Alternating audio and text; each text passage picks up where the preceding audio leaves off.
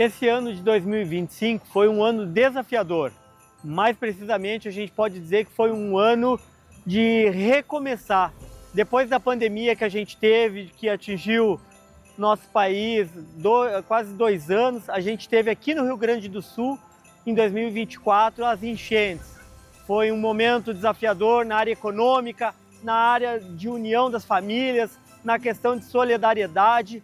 Então foi um ano que, além do sentimento do amor, as pessoas tiveram que se envolver, se reinventar.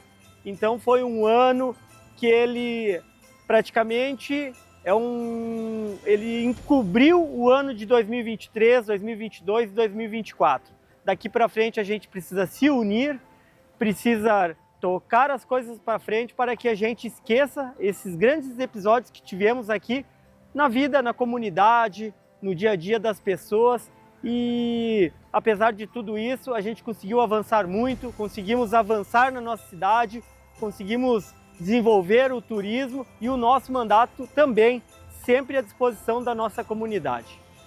E para 2026 nós precisamos estar com as energias carregadas, unir as pessoas, trabalhar em conjunto, esquecer o que passou de ruim e pensar em coisas positivas para a nossa comunidade, para Caxias do Sul e para as pessoas que estão perto de nós. Aprender a fazer simples com pouco que se tem, desenvolver coisas novas, unir, abraçar os amigos e desejar boa sorte a todos.